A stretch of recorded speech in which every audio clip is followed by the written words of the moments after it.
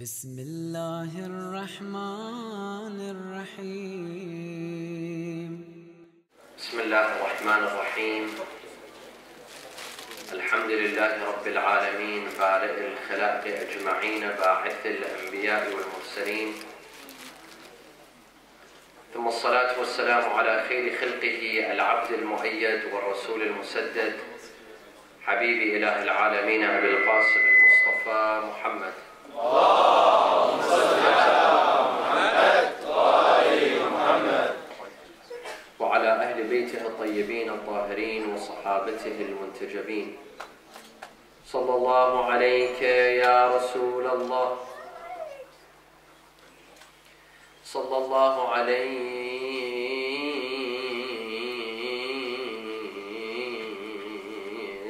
يا سيدي ويا مولاي يا أبا عبد الله.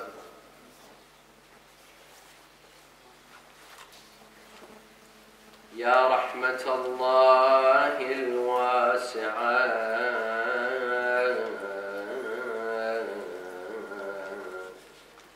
ويا باب نجاة الأمة ويا عبرة كل مؤمن ومؤمنة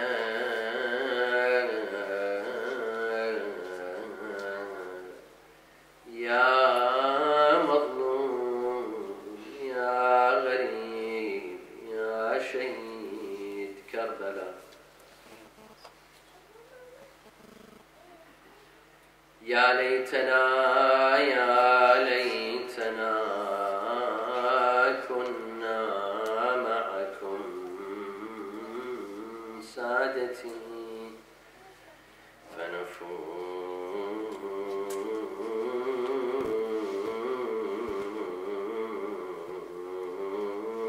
فوزا عظيما.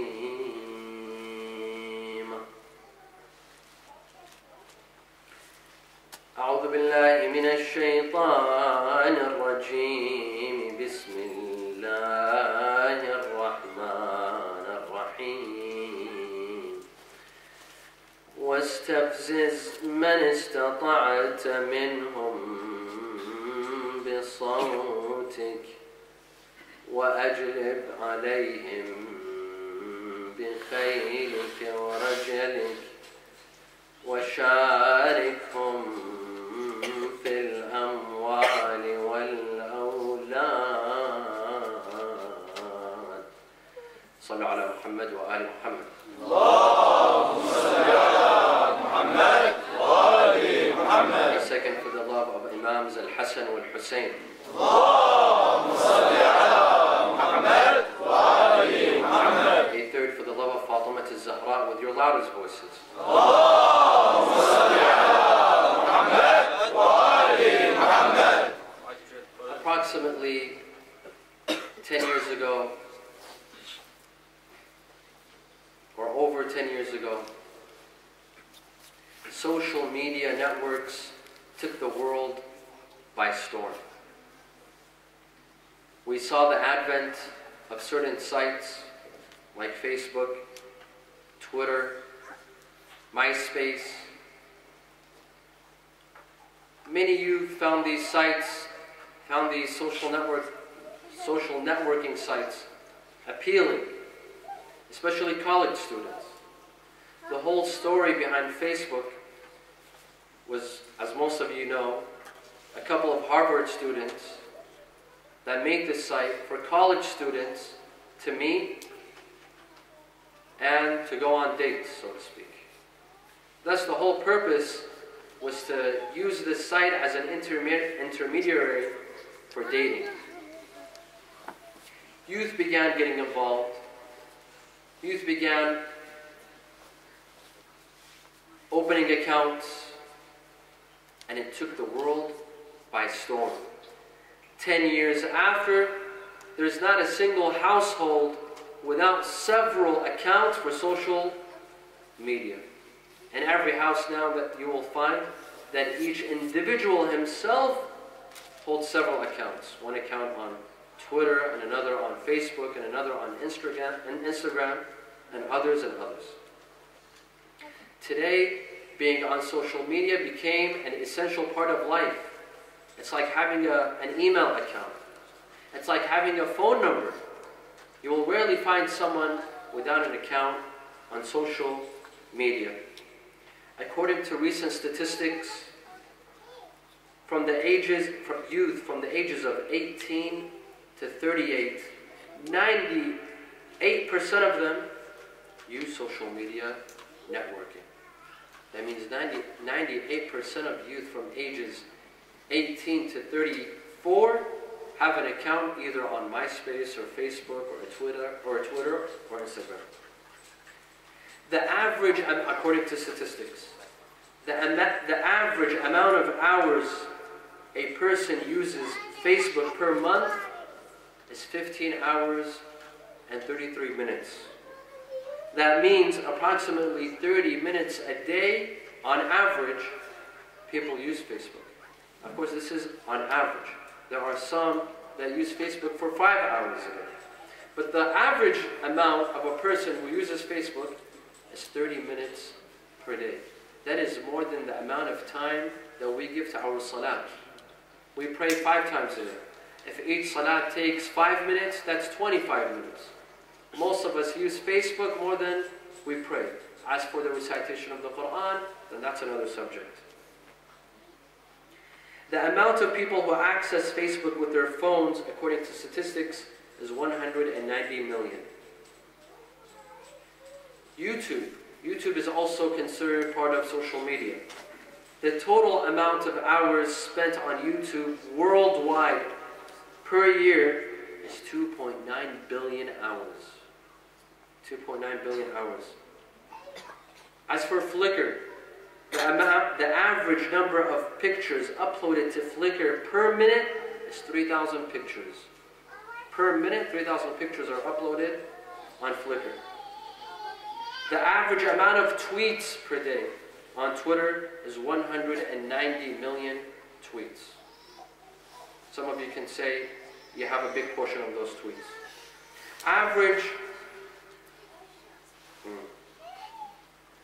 And YouTube, which is also, as we said, part of social media, it reaches more adults aged 18 to 34 more than any cable network.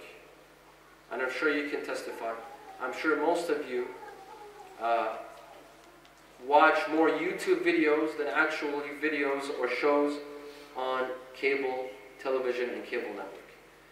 Thus, social media has taken the world by storm. In fact, it's changed our lives. Social media has changed our lives. It's changed our means of communication. It's turned this planet into a global village.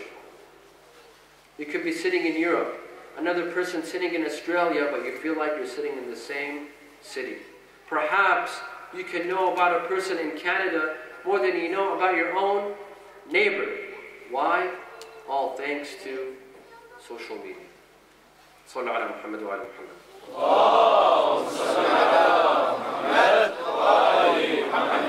Now the problem is, because of this subject is so abundant, it's so important, it's played such an important role in our lives.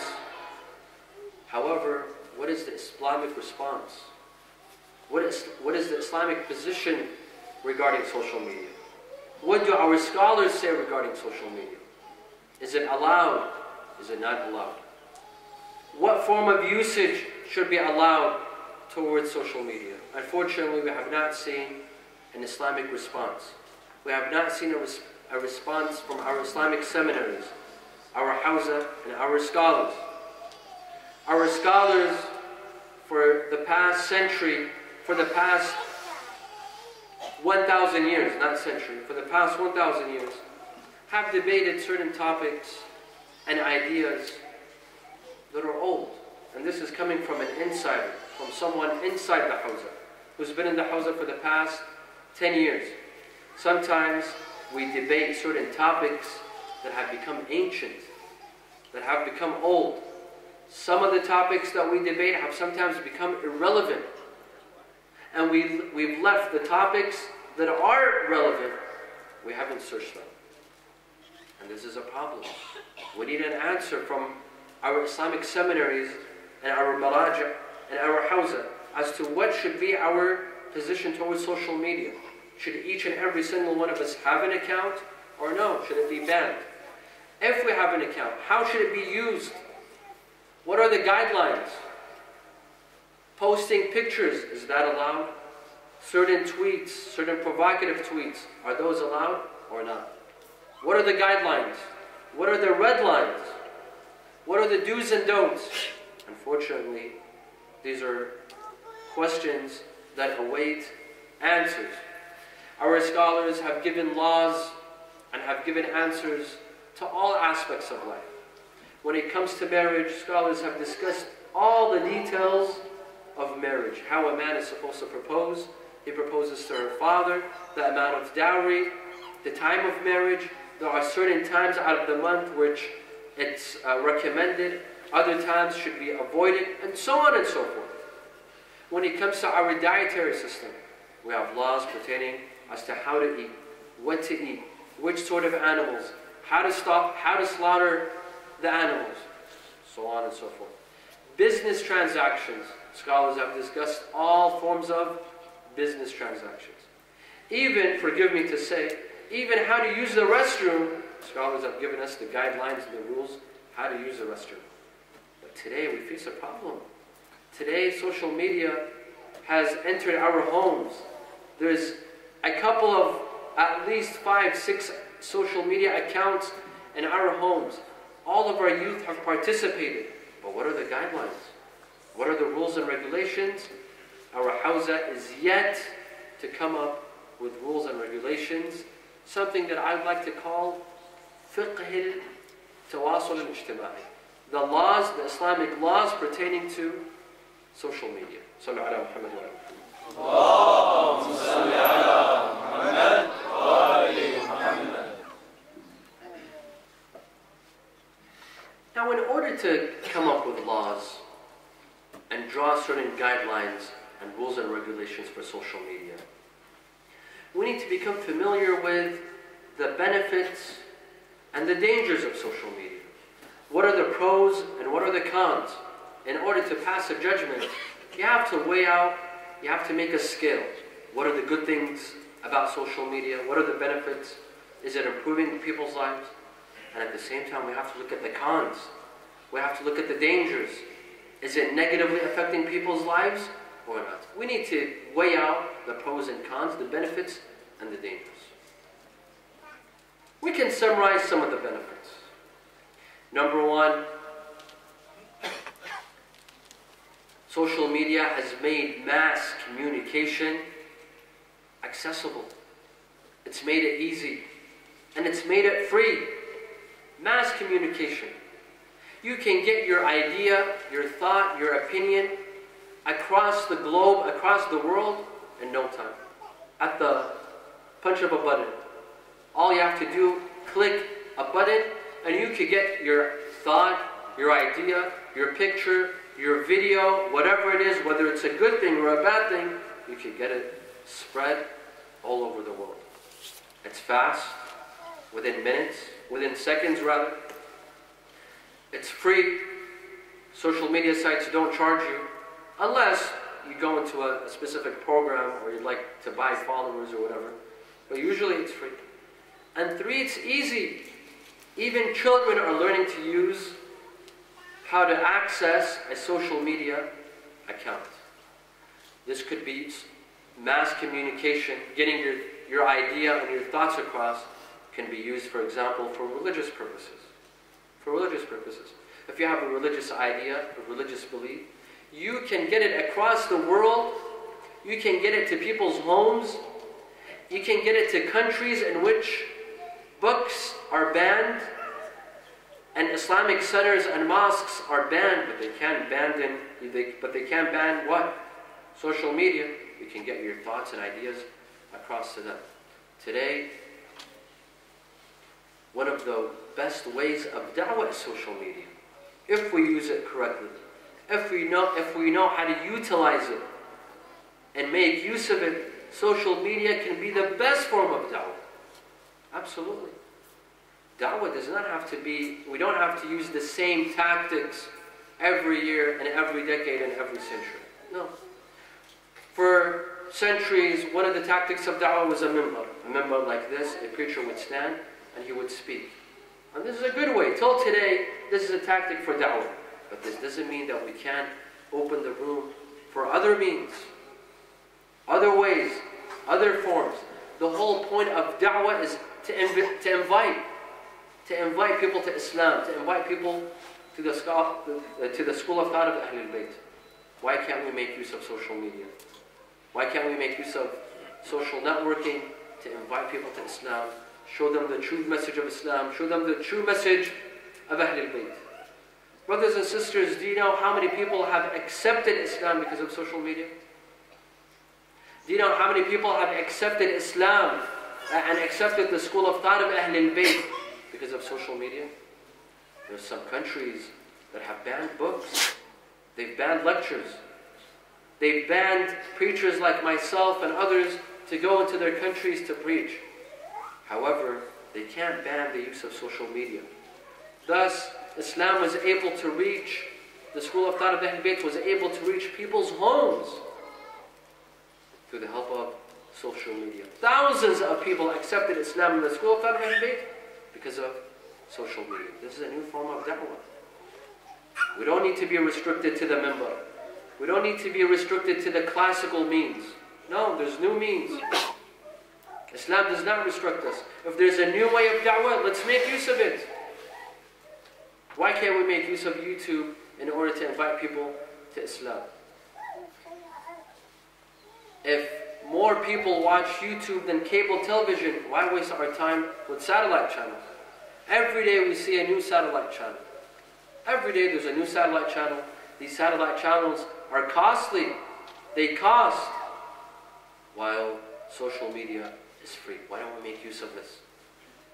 Why aren't our scholars on social media? Wouldn't it be nice, some people might find this a bit too much. Wouldn't it be nice if some of our maraja had accounts? If you would see some of our maraja tweet? What is wrong with that? To tweet a message to their followers. How inspiring would this be? Your own marja. You would receive a direct message from your own marja. Not through an office, not through a representative, but directly from that marja if you would tweet or post on Facebook. How nice would it be? How much would it connect the masses with the scholars? They would feel that the scholars know what's happening across the globe. Know what's happening in people's lives. This is one. Two, it could be used for political purposes. Didn't we see recently, just a couple of years ago, certain revolutions were successful because of the use of social media? What happened in Egypt? How was the revolution in Egypt successful? Wasn't it because of social media? Wasn't it because of Facebook? And in Tunisia and in other countries? In fact, today some people are banning these sites. Some governments and some countries ban the use of Facebook and Twitter. Why? Out of fear of a revolution.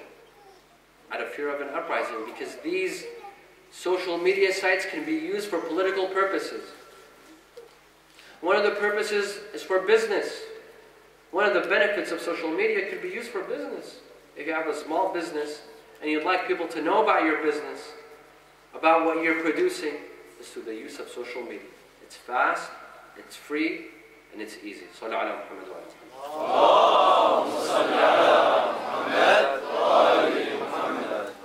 One of the benefits of social media is meeting new people. You could be living in some corner of the world where you could have thousands of friends, hundreds of friends, in Australia, in America, in Africa, in the Middle East, all thanks to social media. You can meet new friends and you can connect with old friends.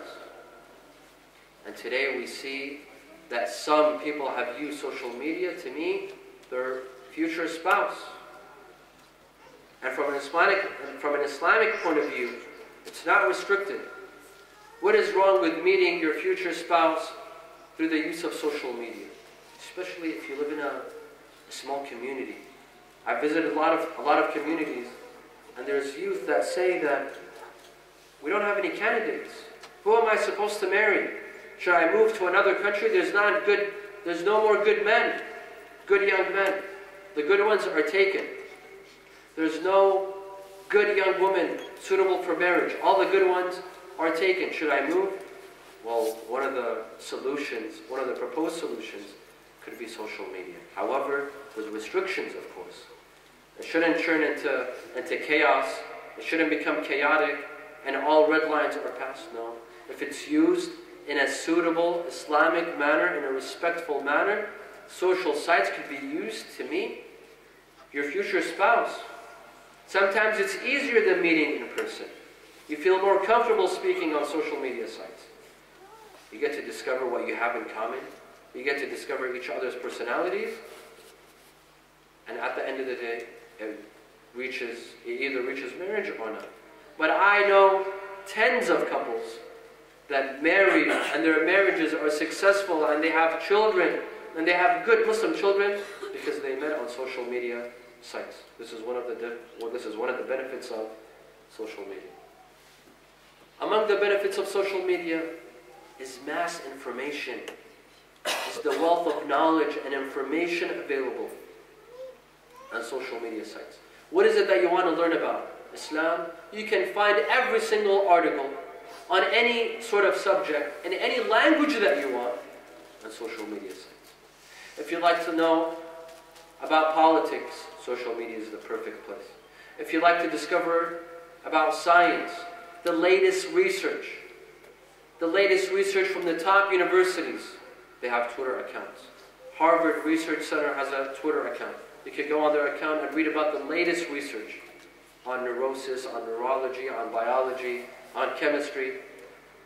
It's a wealth of information, but if it's used in the right way, if our youth use it in the right way, it's a wealth of information. Just by sitting at home using your iPhone, you can discover lots of information and lots of knowledge. This is one of the benefits of social media. And there's other benefits, but this is a summary. صلى على محمد وعلى محمد. اللهم صل على محمد وآل محمد. Now, الثاني يرحمكم الله. اللهم صل على محمد وآل محمد. Now, as for the dangers of social media, like everything else that has benefits and dangers, like cars have benefits. They transport you from one place to another. And they have dangers of killing people. They can turn into killing machines. Just like cars and planes and ships and guns, even guns, they can kill people and they can rescue people. They can rescue lives. Social media is the same. It has benefits and it has dangers. What are the dangers? Among the dangers of social media is that, number one, it can become addictive. It can become very addictive. I see some youth, their iPhone has turned into a body organ, like a hand or a feet. They can't leave the phone. If they leave the house and they remember that their phone is at home, they have to come back and get it. They can't spend an entire day without their phone and without social media. It's become addictive.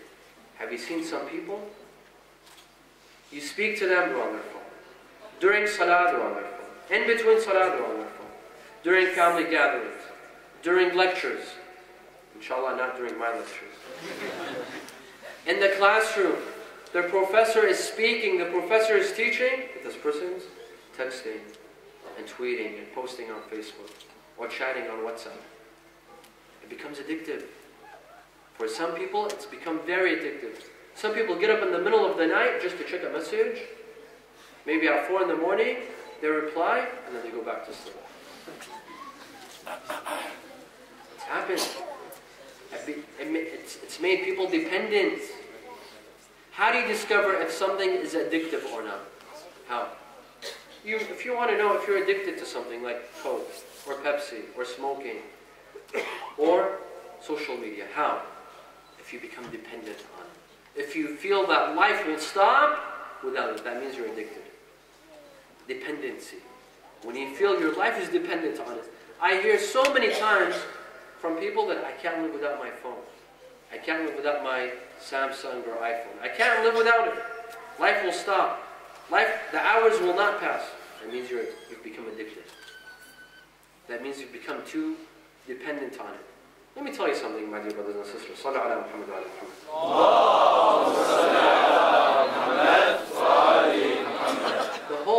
The whole purpose why the iPhone was created was that it serves us, not that we serve it. So that makes our life easier, not life a hellfire. So that makes things easier, so that it serves us. But when we reach a position in which we begin to serve the iPhone, we begin to serve Facebook and Twitter, when it begins to destroy our lives and not benefit us, that means there's something going on. There's something wrong going on. There's something wrong with the formula. There's some people that are addicted. Even when they're driving. I see people, even when they're driving, he wants to answer. Even if it's a very small text, it's not even important, but he or she has to answer while they're driving. This is haram, my dear brothers. Haram! Because when you're driving and you're texting, you're putting your life in danger and the lives of thousands of other people. Thousands of other people in danger. A couple of weeks ago, just about a month ago, I was in the U.S. Less than a month ago. The city that I was staying in Los Angeles, a major car accident took place. Why? Because of a young lady at 4 in the morning, along with a couple of people in the car with her, and others, a couple of people in the car with her. She was texting while she was driving. Accidentally, she went in the wrong side of the freeway, meaning against traffic. Traffic is coming this way, she went in the other way. She got in a head-on collision. 6 people were killed because of this accident. But she wasn't killed. She didn't die. She's like a cat. But she's in jail now. She's in jail now because of texting and driving. My dear friends, this is haram. You're setting your life in danger. Allah subhanahu wa ta'ala gave you this beautiful life, this beautiful gift. Why set it in danger? Why risk it because of a stupid message? Because of a worthless message? According to statistics, that texting while driving is more dangerous than driving under the influence of alcohol. It's more dangerous. If someone drunk and drives, it's less dangerous than texting and driving. And according to statistics, that texting while driving makes a crash 4 times as likely. 4 times as likely. So next time when you're driving, don't say, I'm going to recite Ayatul Kursi or Tawakkal ala Allah and answer no. Wallah haram. This is haram. If you don't care about your life, worry about the lives of the others on the street. There could be children. There could be children. La samahallah, you kill one person. How will you live for the rest of your life? If you killed a 3-year-old child, how will you live for the rest of your life? What will you tell their parents? What will you tell Allah? Thus, this is one of the dangers. This didn't exist 10 years ago. There wasn't texting and driving. See, when technology comes, on the one hand, it makes life easy, but on the other hand, we have to pay a price. 10 years ago, there were no accidents from texting and driving. Today, every day, you will see people that got in a car accident because of texting and driving. Sallu ala Muhammad wa ala. Among the dangers of social media is that it could affect your schoolwork. I know many youth that were good students, and they're very smart, they're very intelligent, but they don't study because of social media. Because they go to the library supposedly to study, but they end up watching YouTube videos, they end up tweeting, they end up reading about people's tweets, they end up having a chat on WhatsApp for an hour and a half, but they think it's just 5 minutes. especially when you're on WhatsApp, time flies by. You don't even realize that time is moving. Before you know it, you see that 2 hours have passed by and you weren't able to read a single page. Or you weren't able to type that paper that is due next week. Isn't this our story? All of us. And there's a lot of youth that have fell back in school. They develop poor grades because of social media. This is very dangerous, my dear friends. This is very dangerous. What does poor grades mean? Poor grades mean a poor education. A poor education means a poor job. When you have a poor education, who's going to hire you? And having a poor job means what? No marriage. No marriage. Who's going to give you their daughter? When you're not making good money, people are not just going to hand you their daughter when you're making 200 euros a month. No one's going to do that. If you have a low income, don't expect someone to hand their daughter to you. People have raised their daughters in a precious way. Most daughters are taken care of, they're spoiled. They're not going to give it to a young man that's not going to take care of it. Let's have this in mind. This is one of the dangers. Among the dangers of social media is that it affects our family ties. It affects our family ties. Before social media, families were a lot closer. If you look back at pictures of family events 10 years ago, you see everyone smiling, everyone's participating in the conversation, everyone is having a say. But look back at pictures, take pictures of your family gatherings today. Everyone is texting. The dad is quiet, the mom is quiet, the brother is quiet, and the only time they talk is when they're sharing something on the phone. This is our family gathering. Our family gatherings have turned into texting sessions. Like, let's get together and text. This is what it's turned to. A father doesn't know what's happening in the life of his son. A mother doesn't know what her daughter is doing. Why? Because we're too busy with our iPhones. Even more than this, one of the dangers is that it has led some to give up their family responsibilities. A husband is so busy with social media that he neglects his wife. He neglects his children. There are some women, they're so busy on social media messaging their friends, she neglects her husband. She neglects her children. She neglects her house, her home. This is very dangerous. Sallallahu ala Muhammad wa ala Muhammad. Allahumma salli ala Muhammad wa ali Muhammad. Among the effects, among the dangers of social media is that it weakens our social skills. It weakens our social skills. How? Let me explain to you. Before social media, we didn't know anything about texting. If you had a message to convey, you go to someone personally and you convey it. You convey that message. If you have a desire, you have a wish, you're angry at someone, you go personally and you say it. Today, it's all about text. It's all about texting. It's all about it. You want to deliver a message, you text it. You're angry at someone, you text it. Why? Because you can't say it personally. You lose your social skills. Communicating directly becomes difficult. Why? Because texting is easy. No one's looking at you. No one's making eye contact with you. You're not shy, you're not embarrassed. You feel you can say whatever you like. Thus, it's lowered our personal skills, personal social skills. And this is a huge problem. You can't do anything other than text. Whatever you're asked to do, you'll say, I'll text about it. Yes, I'll inform this. Even when a boss wants to fire his employee, he'll text him, you're fired. Why? Because he can't tell him in person. This is among the problems.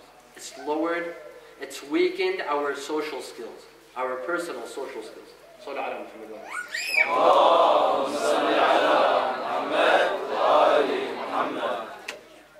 Now, these are some of the dangers.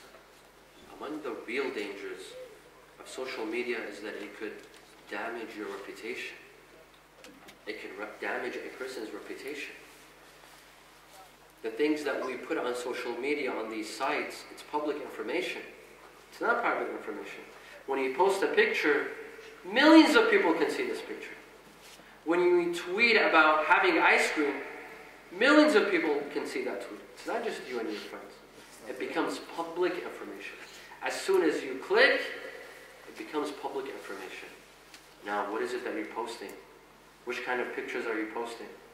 Are they appropriate? Are they not appropriate? The pictures that you take, especially my dear sisters, my younger sisters, the pictures that you post of yourself, which kind of pictures are they? The hijab that you're wearing, the makeup that you have, which sort of image does it give of you? These are serious questions. It has an effect on your reputation. You think it's fun. You think your friends are going to see you, and it's fun and all that, but it's a lot more than that. It's about reputation, my dear friends. And then the same thing with young guys. The pictures that they take of themselves, of their six-packs, of their shirt, the tweets. I don't know what he did on the weekend with his buddies. He wants to post something about it on Facebook. Well, this damages you. And then you complain when you propose, why aren't people giving you their daughters? Or this young lady, she's not receiving proposals, she wonders why. She's damaging her reputation. Her poor mother sits at home praying that Allah sends someone to propose to her. She recites dua al-tawassul every night for someone to come and propose, while her daughter's ruining her reputation online on social media. This is one of the drawbacks. This is one of the negative effects, that it could damage a person's reputation easily. Easily, with the click of a button. But we think it's funny. We don't care. We think it's fun. We think it's enjoyable. As long as our buddies have a laugh at it, as long as we amuse a couple of guys, we get a couple of guys excited because of this nice picture, that's all that matters. This is dangerous.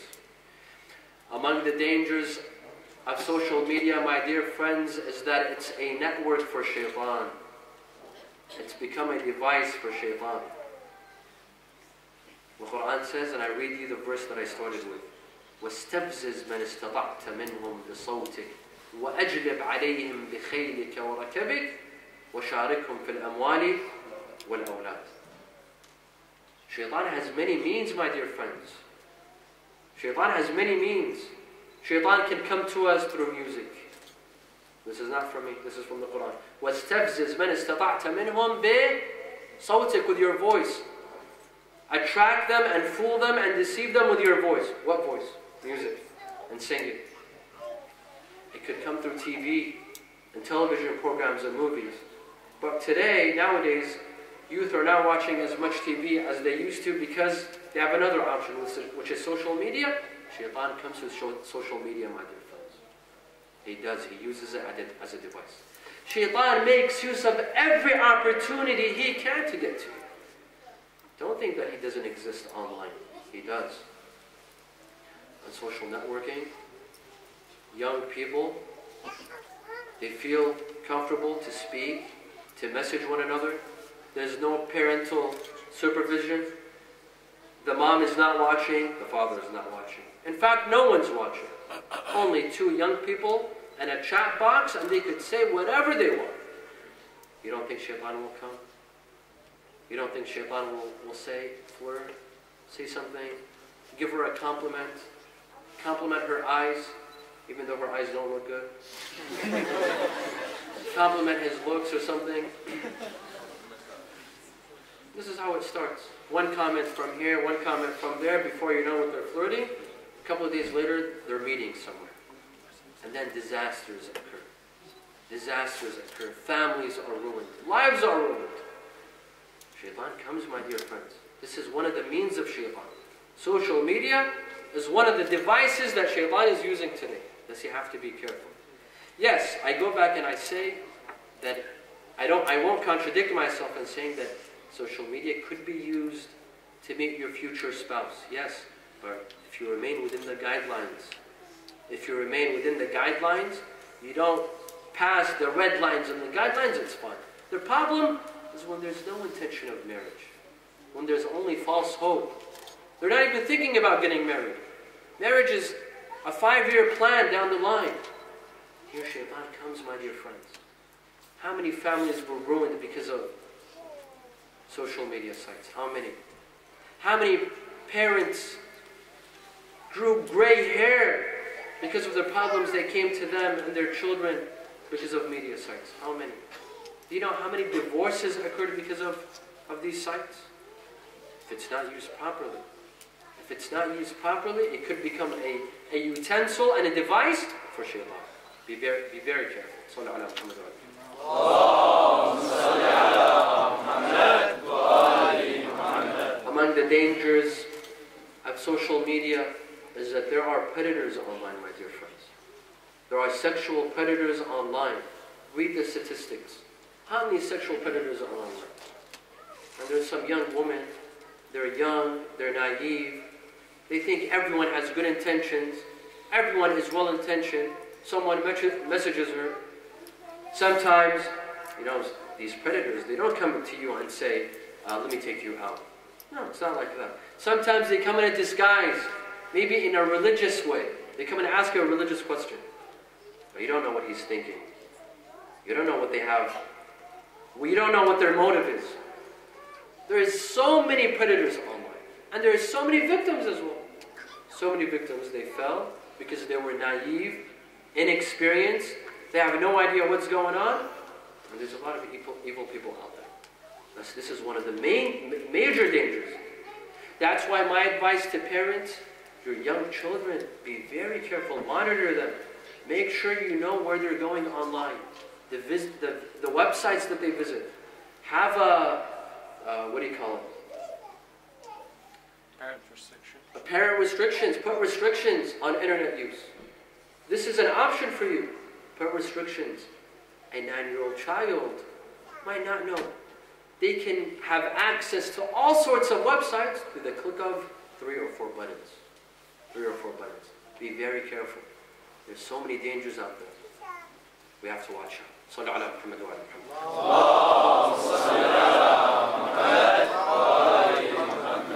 Now, from my observation of social media, when I see the tweets and the posts and the pictures of some of our youth in our communities, in the US, in the UK, in the Netherlands, in Australia, generally our youth, I have certain observations. Number one, I've noticed that some youth in person, they're very nice. They're very polite. They'll come to you, they're very polite, they're very kind. But as soon as they're online, they become harsh. Some of them become evil.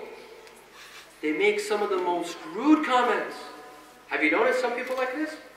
Offline, they're very polite. In person, when they speak to you, they're very polite. But when they go online, first of all, they have to comment on everything. I've seen some people. On every single post, they have to comment. This is not nice. Second, their comments are sometimes harsh. They put the other person down. I don't know why. All of a sudden, when they get online, all of a sudden they become courageous and brave, and they feel that they could say whatever they'd like, and they could comment however they like.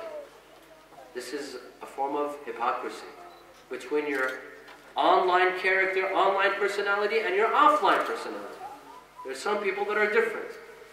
A person should be the same, whether he's online or offline. A girl should be the same, whether she's online or offline. The same personality. The personalities should not switch. This is one of my observations regarding our youth. Another observation, and I hate to say this. Sometimes I see some of our youth online, on Twitter, on Facebook, they use profanity. They swear. They use dirty words. I get so disappointed. And I especially get disappointed when I see sisters using profanity. You know why? Not that we make a difference between men and women. No. But because a man, perhaps no one will notice that he's a Muslim. Perhaps a man who uses profanity, perhaps someone will say, he's not Muslim. But for you're wearing hijab, and you're on a social networking site and you use profanity, this comes back to you. This comes back to you. They say, this is a Muslim lady. This is a Muslim lady using profanity. And it's very ugly, my dear friends. It's very ugly when our youth use profanity and harsh words, ugly words, online. This needs to stop. Inshallah, this doesn't happen in this community. I'm positive that the brothers and sisters here tonight, whom their faces glow with iman and taqwa and love for Ahlalbait and Fatimiya al-Zahra. I know that none of these things that I'm saying apply to any of you. But this is for others to learn from. Sometimes, even if you don't care about your own image and your own reputation, care about Islam at least. This tweet where your non-Muslim friends from school or your work or university, they'll read this tweet. Have respect for your religion. If you don't have respect for yourself, at least respect Islam. For the sake of Islam, for the sake of Ahlalbait, be careful of your tweets. Don't use profanity. The Imams would say, "Kunu zaynan lana, wa la takunu shaynan alayna."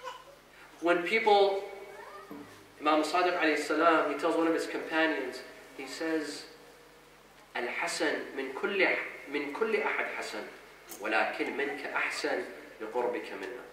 Good deeds are good from anyone, but from you it's even better. Why? Because you're close to us, the Ahlalbait. When you do a good deed, they say, who taught them? The Ahlalbait. And a bad deed is bad from everyone, but from you, the Imam tells his companion, he says, from you it's even uglier.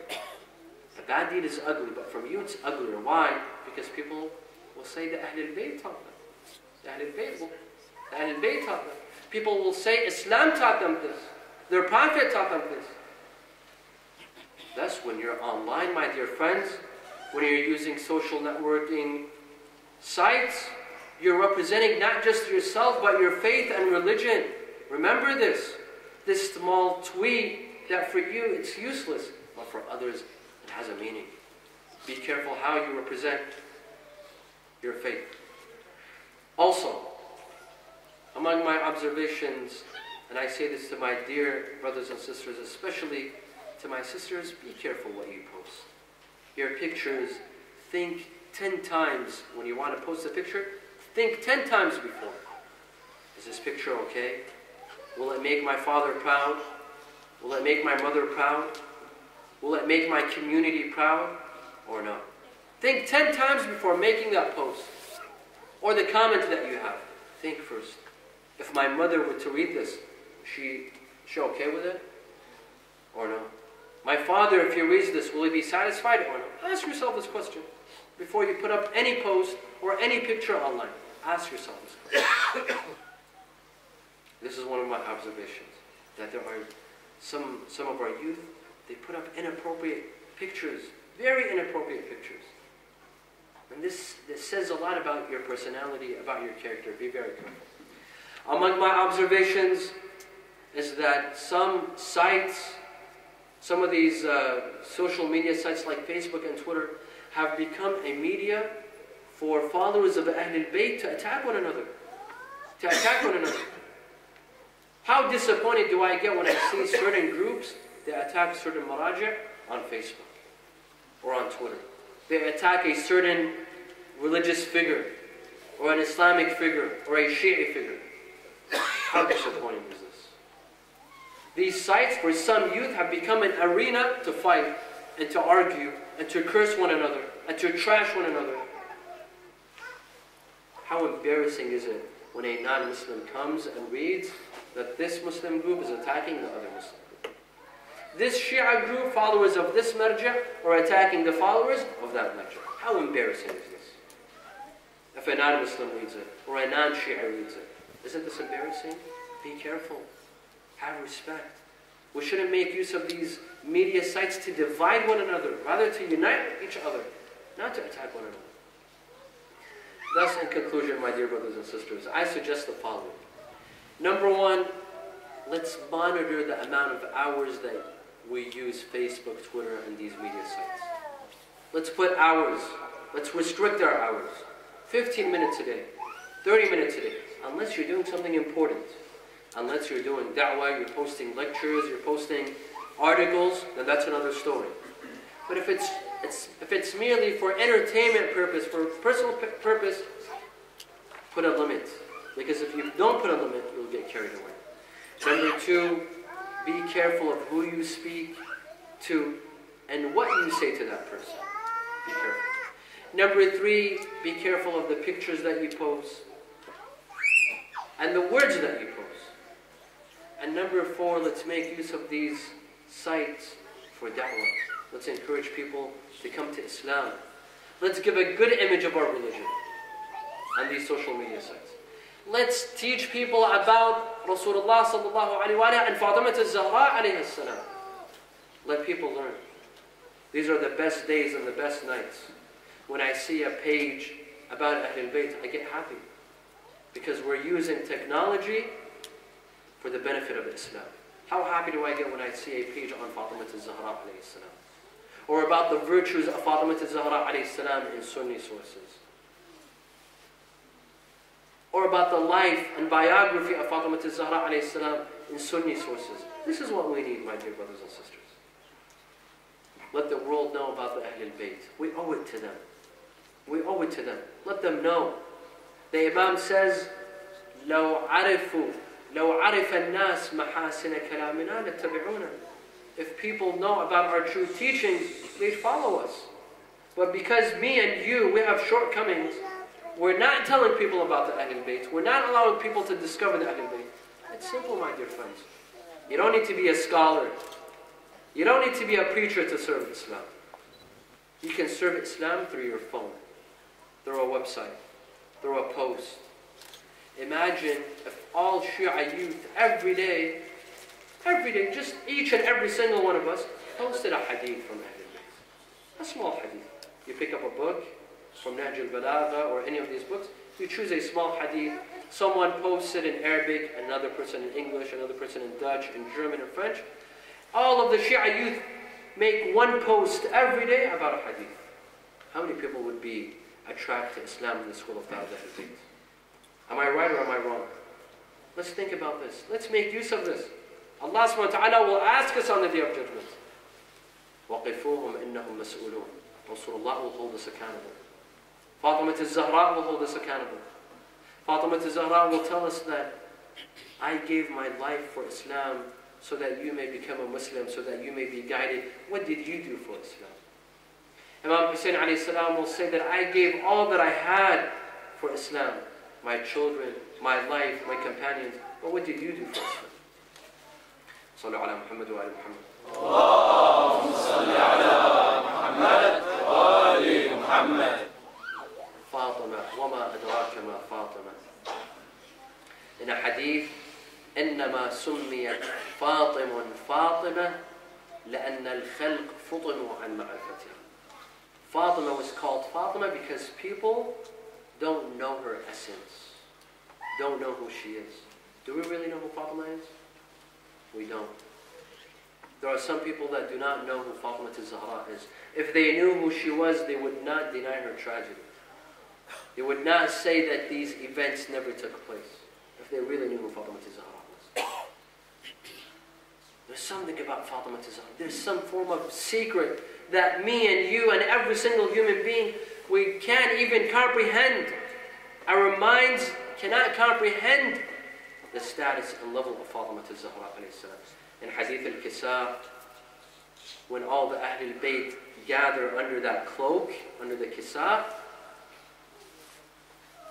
Jibreel asks Allah, he says, وَمَنْ هُمْ تَحْتُ الْكِسَى? Who are under the cloak? Allah subhanahu wa ta'ala answers Jibreel.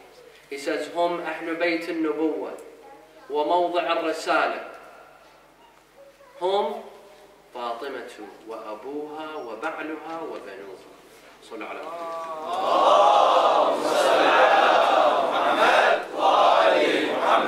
When Jibreel asks Allah, who is under the cloak? Of course Jibreel knew. Jibreel didn't know who was under the cloak. He knew very well, but he wanted to hear it from Allah subhanahu wa ta'ala. Allah says, they are the household of prophecy. They are the household of the message. They are Fatima. Allah subhanahu wa ta'ala begins with Fatima. Fatima is in the middle. Fatima is the centrifuge, and everyone else revolves around her. Hum Fatimatu wa abuha wa ba'luha wa banuha. They are Fatima and her father, her husband, and her two sons. What is this about Fatima al-Zahra? What is this? In a hadith narrated in both Sunni and Shi'i sources, that Fatimiya al-Zahra will be the first person to enter paradise on the Day of Judgment. What is this about Fatimah Zahra? What is this greatness? A hadith that Bukhari himself narrates. He says, قال رسول الله صلى الله عليه وآله إن الله يرضى لرضا فاطمة ويغضب لغضبها. You know, when a person becomes religious, if a person reaches a great level of religiosity and righteousness, this person is pleased to Allah's pleasure and is angry to Allah's anger. If you see two people gossiping and backbiting, you become angry. Why? Because Allah is angry. If you see someone helping an orphan, you become pleased. Why? Because Allah is pleased. We have a hadith that say when a person is pleased to Allah's satisfaction and is angry to Allah's anger, this person has reached a great level of being religious. Regarding Fatimah Zahra, Rasulullah does not say Fatima is pleased to Allah's pleasure and is angry to Allah's anger. Rasulullah says, إِنَّ اللَّهَ يَرْضَى لِرْضَى فَاطِمَةٍ وَيَغْضِبْ لِغَضَبِهَا. Allah is pleased to the pleasure of Fatima, not the other way around. Do you see that level? Do you see the level that Fatimah Zahra has reached? Imam Hossein al-Askari alayhi salam says, نحن حجة الله عليكم وأمنا فاطمة حجة الله علينا. We are Allah's proof for you. Imam Hossein al-Askari says, we the Imams, we the Ahlalbait, we are Allah's proof for you, and Fatima is Allah's proof for us, the Ahlalbait. She's the proof for the rest of the Imams. What is this level? What is this level that Fatima Zahra alayhi salam had? Yet she was oppressed. She was oppressed by her father's nation. Rasulullah sallallahu alayhi wa sallam would come to the house of Fatima alayhi salam and would not enter her house without permission. If Rasulullah would want to enter the house of Fatima, he would come and knock. He would come and knock the door before entering. He would never enter without permission. Yet these men, they came and entered the house of Fatima. Let alone knocking, let alone seeking permission, they entered the house of Fatima and Fatima was not fully covered. Fatima Zahra is not fully covered. Imagine, Fatima Zahra is a symbol of chastity and modesty.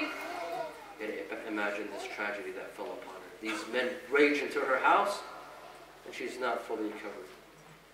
قال سليم قلت يا سلمان هل دخلوا ولم يك استئذان فقلت إي وعزة الجبار قد دخلوا ولم يكن على الزهراء من خماري. They entered the house and Fatima Zahra was not properly covered. This was the greatest tragedy. This tragedy was greater than the tragedy of breaking her ribs. On a day like this, in one narration, on a day like this, the 13th of Jamada, Al-Ula, Fatima Zahra alayhi salam woke up in the morning. Her servant, Fidda, her servant Asma bint Umays, she comes to Fatima Zahra. She tells her, Sayyidati, I see that you look better today. You look healthier today. Fatima Zahra says, La ya Asma, today is the last day of my life. Today I'm a guest with you, and tomorrow I'll be leaving you. I only have a couple of hours with you, ya Asma. She says, take my bed outside in the courtyard. Asma takes her bed outside. Fatima Zahra sleeps on her bed, and she asks Asma bint Umays to direct the bed towards the Qibla. When a person wants to die, is ready to die, they direct their beds towards the Qibla. Asma bint Umays says that I kept on hearing Fatima Zahra alayhi salam busy with the remembrance of Allah. She kept on saying dhikr. She was busy with dhikr.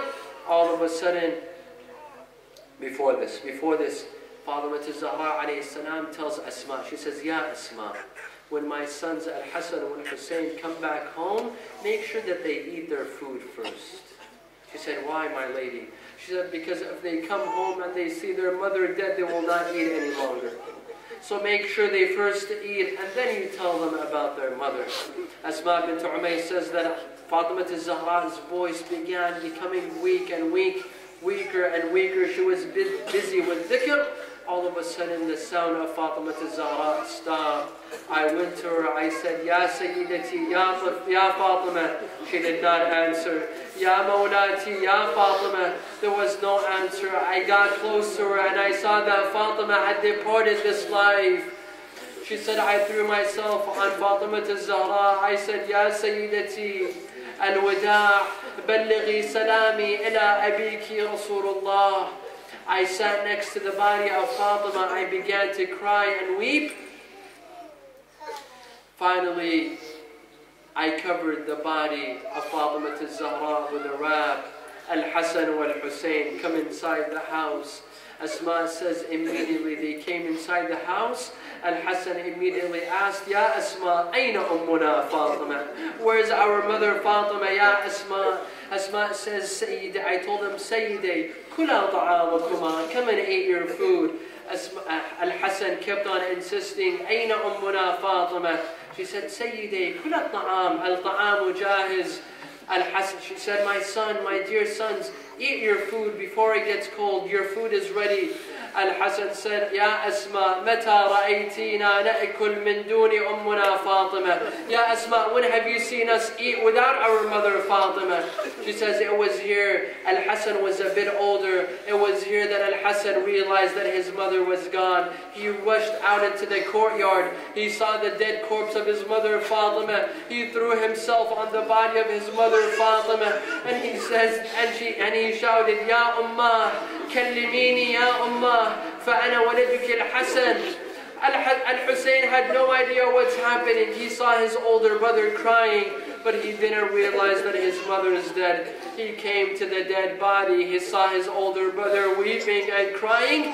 Historians say that he didn't throw himself on the body of Fatima. Rather, he came and he placed his cheek on her feet, and he said, Ummah kallimini fa'ana waladuki al-Hussein. Mother, this is Hussein. This is your son Hussein. Speak to me. Al-Hassan wal-Hussein rushed inside the masjid. Rushed to the masjid. They were crying. They were weeping.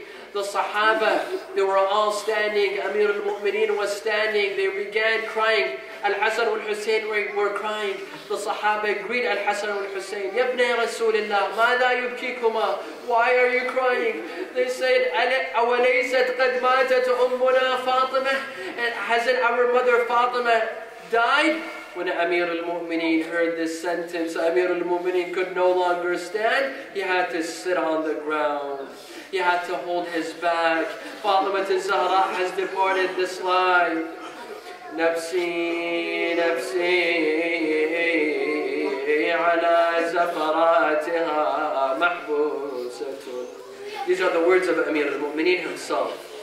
Nafsi, ala zafaratiha محبوسة يا ليتها خرجت مع الزفرات لا خير بعدك في الحياة وإنما أبكي مخافة أن تطول حياتي. Life is not worth living after you, O Fatima. And the only reason why I cry after you, Fatima, is because I'm afraid I will live a long life and I will not be able to see you soon, Ya Fatima al-Zahra. قامك يا بويا ما رعوني وخلاف عينك مرمراني وبرا المدينة طلعوني يا با ومن البكي عليك امنعوني ومن البكي عليك عميان عيوني يا با ورا الباب لما نهيسوني